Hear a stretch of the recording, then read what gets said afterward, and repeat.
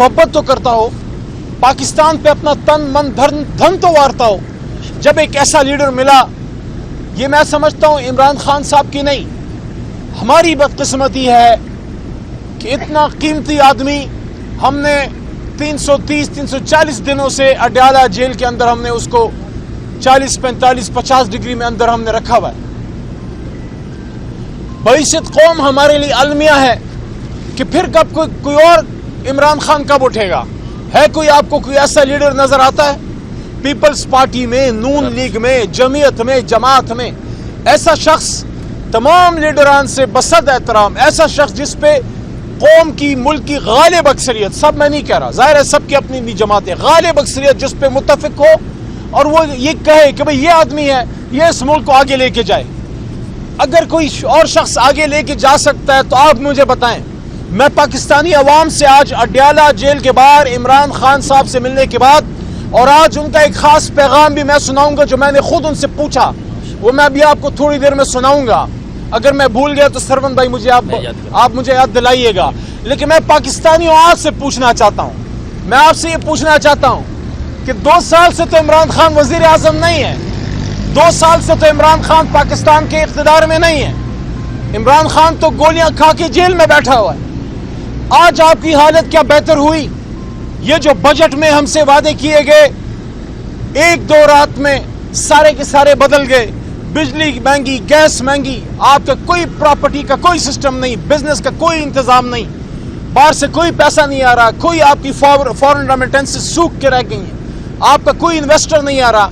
और इस पे इतना जुल्म, ऊपर से जुल्म कि जब इमरान खान साहब कहते थे ना कि 2 नहीं 1 पाकिस्तान, आप टैक्स लगाओ, अली मोहम्मद पे लगाओ, बेल भाई पे लगाओ, लेकिन उन पे भी तो लगाओ जहां सबके पर जलते हैं।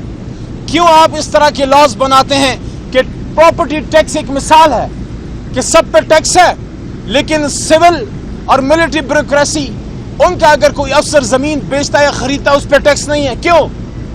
टैक्स तो सब पे लागू होना चाहिए ना। जो सबसे ज्यादा मराहत याफ्ता तबका है उस पर तो सबसे ज्यादा टैक्स होना चाहिए। इमरान खान साहब ने क्या किया था? इमरान खान साहब ने अपना पीएम हाउस का बजट कम किया था। आज मोहतरम जरदारी साहब को देखिए कितने करोड़, 60-80 करोड़ बढ़ा दिया। कितने करोड़ है आपको पता होगा। आप ये देखिए कि कौमी असेंबली में एक बड़े सीनियर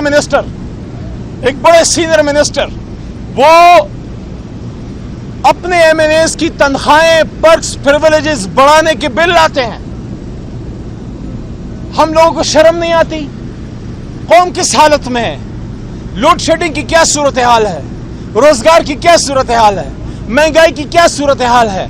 लोग अपने घर वालियों की बालियां और उनके कंगन बेच के और कीमती चीजें बेच के अपने बिजली और गैस के बिल दे रहे हैं।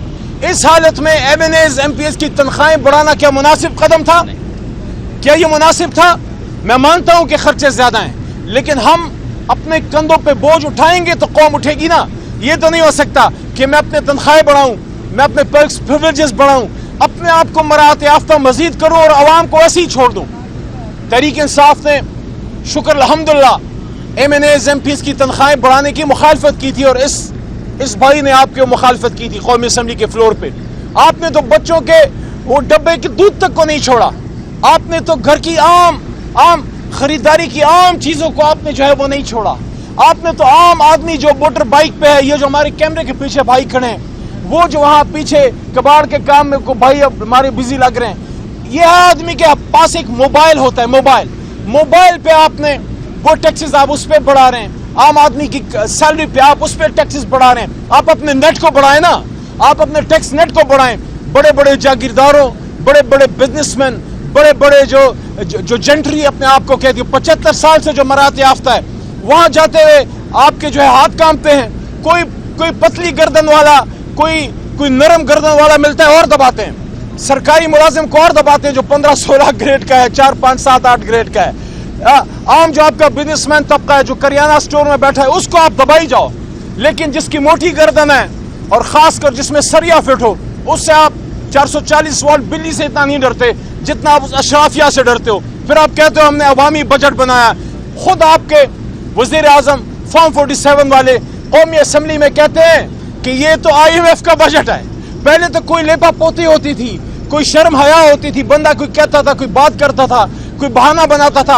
अब खुलम खुला कहते हैं कि ये तो IMF का बजट है।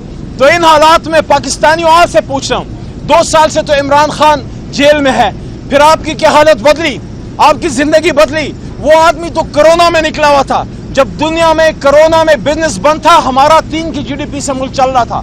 वो उसको मजदूर की फिक्र थी, उसको गरीब की फिक्र थी, गरीब के साथ बैठ के वो उसके साथ जमीन पे बैठ के खाना खाता था। ये एक सिग्निफिकेशन होती है, ये एक मैसेज होता है कि आपका वजीर आजम आपके साथ जमीन पर बैठा हुआ है। लेकिन आज जो मैं इमरान खान साहब का एक खास मैसेज कौम को देना चाह रहा हूं, 6 जुलाई को हमारा जलसा है इस्लामाबाद में, हमारे सीनियर वकला भी मौजूद थे और आज तवील गुफ्तगू हुई।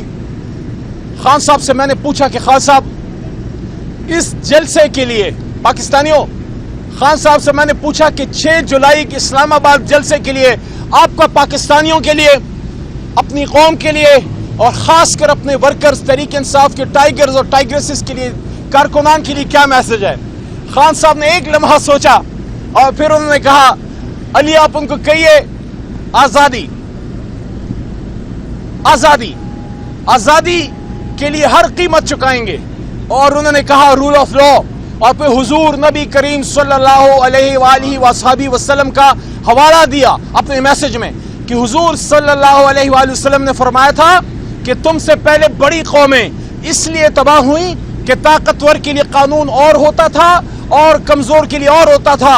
तो खान साहब ने मुझे कहा कि अली, पाकिस्तानियों को कहो कि हमारी स्ट्रगल रूल ऑफ लॉ की है कि ताकतवर को कानून के नीचे लाएं। तो 6 जुलाई के जलसे के लिए इमरान खान का मैसेज है कि ये जुलाई हकीकी आज़ादी के लिए है, ये जलसा 6 जुलाई का, और साथ साथ हमारी स्ट्रगल कानून की हुक्मरानी के लिए है, रूल ऑफ लॉ के लिए है, जहां ताकतवर और कमजोर कानून के सामने बराबर होंगे। जिस तरह हजरत उमर फारूक रज़ी अल्लाह ताला अन्हु फारूक आजम ने फरमाया था, और अक्सर अदालतों में लगा होता है कि मेरे लिए सबसे ताकतवर सबसे कमजोर है और सबसे कमजोर सबसे ताकतवर है। अल्लाह ताला हमें उन बड़ी हस्तियों के नक्श कदम पे चलाए जिनकी बात इमरान खान करता था, जिसको आपने आज जेल में डाला। वो वजीर आजम की कुर्सी पे बैठ के कौम को एड्रेस करते हुए कहता था कि पाकिस्तानियों, नौजवानों, आप हुजूर सल्लल्लाहु अलैहि वसल्लम को फॉलो करो, उनकी सीरत को फॉलो करो। आपने अभी तक हमारा चैनल सब्सक्राइब नहीं किया तो अभी सब्सक्राइब करें और बेल आइकॉन को क्लिक करके हमारी लेटेस्ट वीडियोस के बारे में अपडेट जानें।